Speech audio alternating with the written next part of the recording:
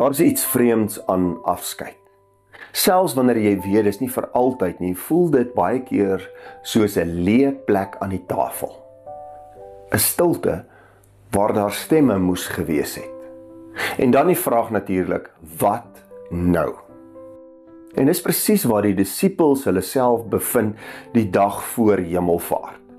Jesus het opgestaan, hulle het hom gesien, hulle het hom gehoor, hulle het self saam met hom geëet.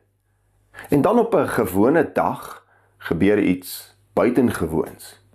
Hy word voor hulle oë opgeneem in 'n wolk, in die hemel, weg. Hy's liggaamlik nie meer teenwoordig nie. En hulle staar op, oop monde, verlore oë. Ek verstaan dit nogal. Ons almal het al so gestaan voor iets wat verander het, iets wat nie meer is nie. 'n droom wat vervaag het.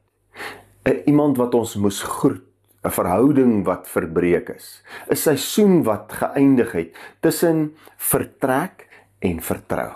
Want wat bly oor as jy niks meer het waaraan jy kan vashou nie, nie meer iemand by jou het nie, as jy nie presies weet wat volgende gaan gebeur nie? Wat bly oor? Vertroue. Toe kom maar 2 engele en hulle vra vir die disippels daar in Handelinge 1 vers 6, waarom staan julle so na die hemel en kyk? Jesus het nie verdwyn nie. Hy het oorgegaan.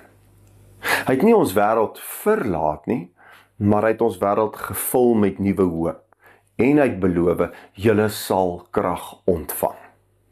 En dis mos waar vertroue begin. Dit begin nie altyd net met antwoorde nie, maar met 'n belofte. Nie altyd met duidelikheid nie, maar met 'n teenwoordigheid.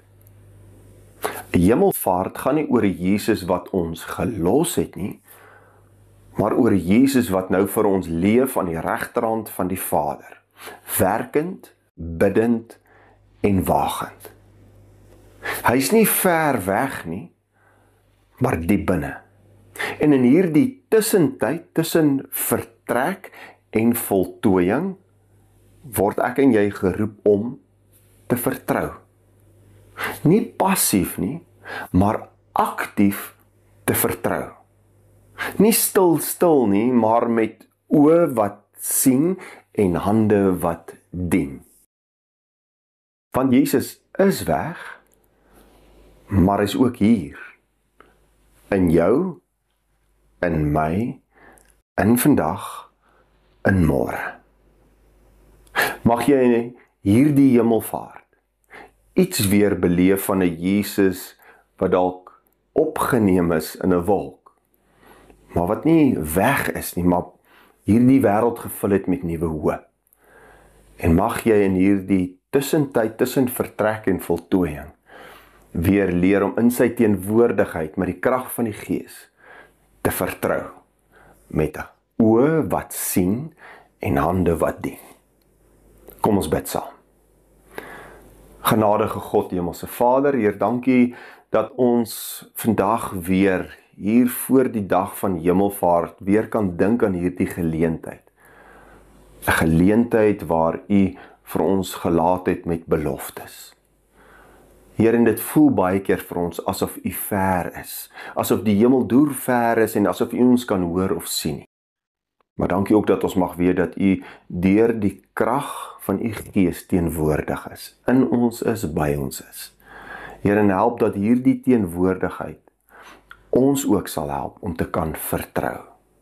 Kan vertrou met oë wat in die geloof sien en hande wat bereid is om te dien. Ons bid dit in Jesus se naam alleen. Amen. Dankie dat jy vandag weer ingeskakel het hier by die kerk aanlyn. Indien dit vir jou moontlik is, jy weet al, deel hierdie evangelie met iemand anders.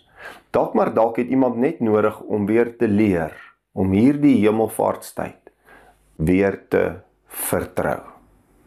En nie 'n passiewe vertroue nie, maar vertrou wat bereid is om te dien. Tot 'n volgende keer.